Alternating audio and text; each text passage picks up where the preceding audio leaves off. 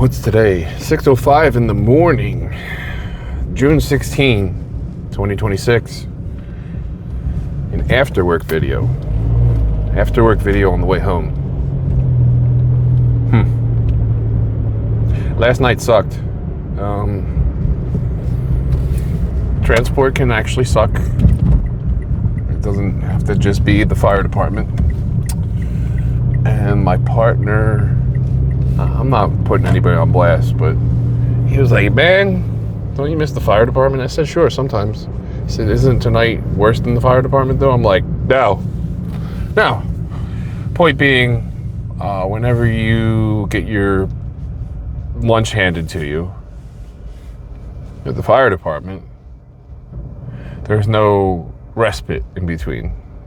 I mean, you have to do the calls for transport, but you can sit there and say to your dispatcher, "I'm going to Wawa.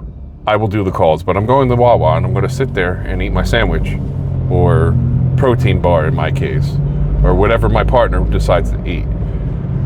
And I'm gonna take this breather. I need to take a breather, and I'll jump back into the game and we'll get these non-emergent, urgent calls. And, whatever they need, man, I'll serve. But shit, I'm gonna sit down and eat something first. Get a cup of coffee, get an energy drink, whatever the case may be, right? You can't really do that at the fire department. You can do that, and then you'll end up in remediation or suspended. But you're getting great pay and great insurance.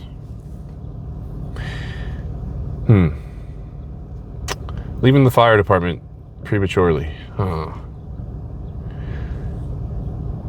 When you leave a career for one reason or another, prematurely, things happen to you physiologically and psychologically. Because essentially, leaving a career, it's a divorce. It's a divorce, but not of a person. It's of a identity, right? You're now leaving one identity and becoming something different.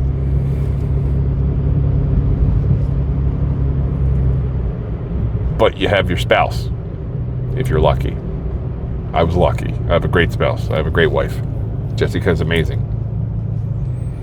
She's a gift from God. And we grew stronger. I developed this concoction of my adaptive training. I even called it Code Red training, because I wanted to be a classic physique bodybuilder while I was still at the fire department. And after my exit, I crafted it, because now it's my pet. It's my passion. I want to be a classic physique competitor. Give myself 18 months. Let's go. Cut down, bulk up, recomp. Let's go. Let's make something creative. Because now they're like, okay, the thing that was the stability, the city, the golden handcuffs, right? They release you. And once you're released from these golden handcuffs, sure, you don't have the gold no more, but you also don't have the restriction.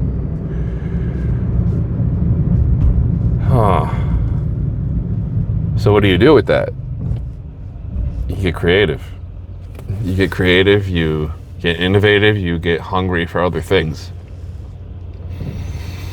You take what you once had over here and you bring it in the forefront.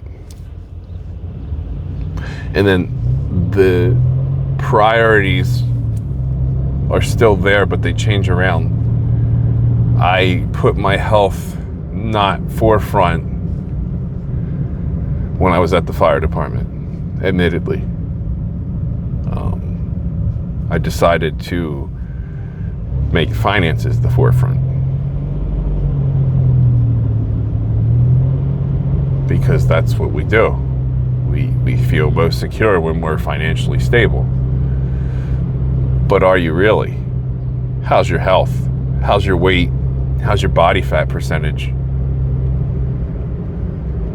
What's your breathing like? Why do you snore so loud now? Do you catch your breath when you're trying to sleep? What's your home life look like? How's your wife? Do you have a wife now? Did she leave? Did you leave her? Did you leave her and go with a very, very good-looking Venezuelan woman that came into your life?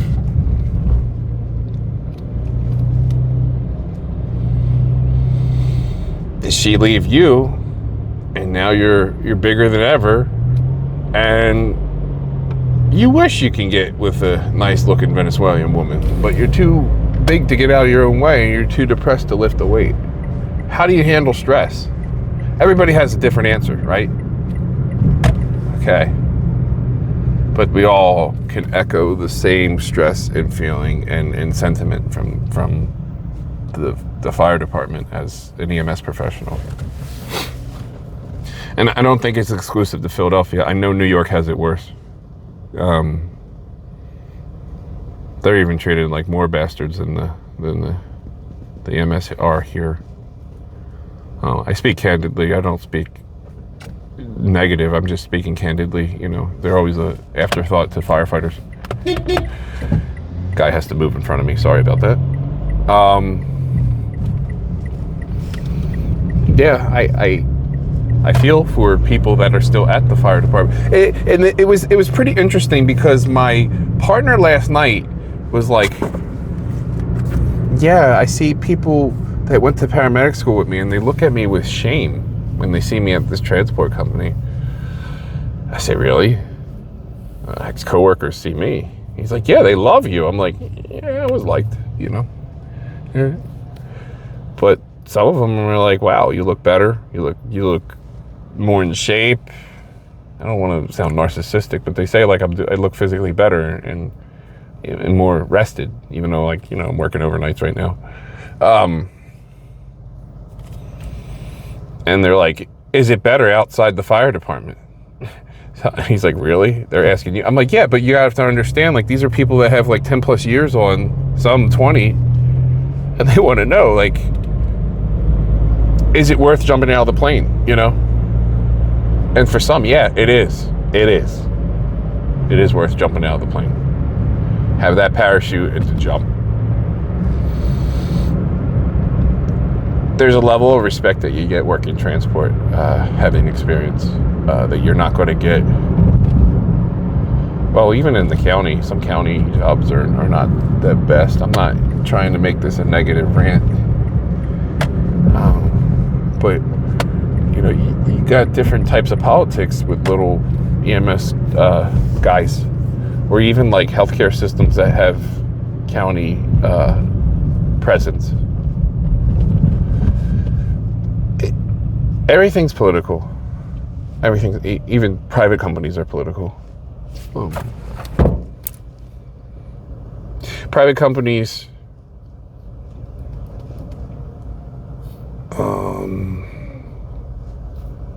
seem to respect your schedule more often than that of a government system.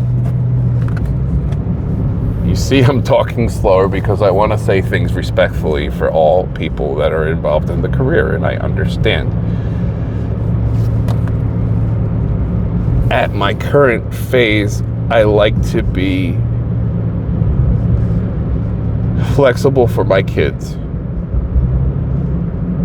while trying to make ends meet to pay the bills for my house as the sole person working in my home. And that's a difficult balance.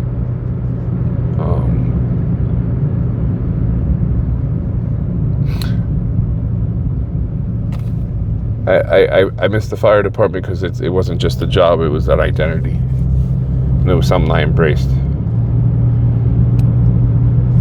Now it's kind of like you're finding yourself again, and you're finding new family. It's like the remarriage after a divorce.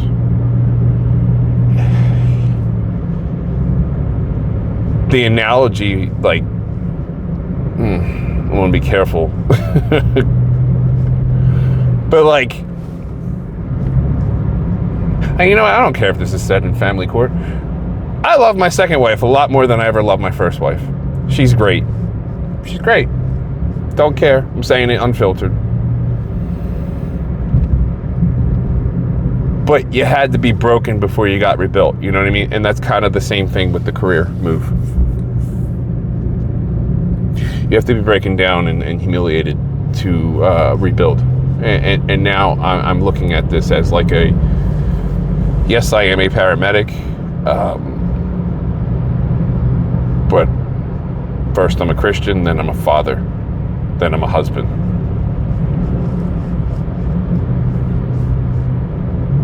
I do things for my family first, and I want to do things honoring God. No, I don't drink. No, I don't do drugs. No, I will not do drugs. No, I will not drink, because I have younger people that look at me, and my wife looks at me, and I really want to follow this walk with Christ. That's a big deal to me. It's a big deal to me. And I can say that unashamed.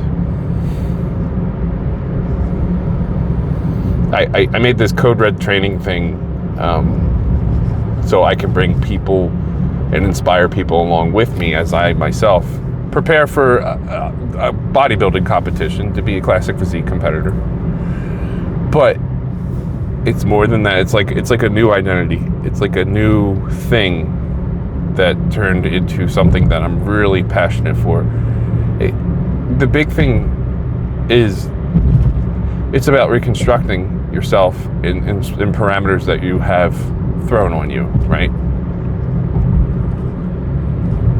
And I come alongside of you, of course, as a coach, but also as like a brother in arms, you know, like I understand with what you're going through, because you're a firefighter, you're a cop, you're a healthcare worker, you're a tech in the ER.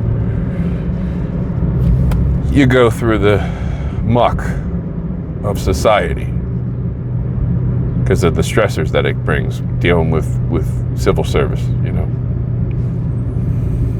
People put their problems on you, and you have to handle them in the role that you are. And I understand that other needs go to the wayside, and I'm here to help someone find their own needs again. Bring them up front. Not only just for you, but for your experience. It's like physical is also spiritual, you know. And you gotta get in tune with God. You gotta get in tune with your body, and you gotta be there for your family, your husband if you're a woman, or if you're gay, or your wife if you're a man, or again if you're a gay female, and your kids. You gotta be there for your family. You gotta be there for your significant other and your family.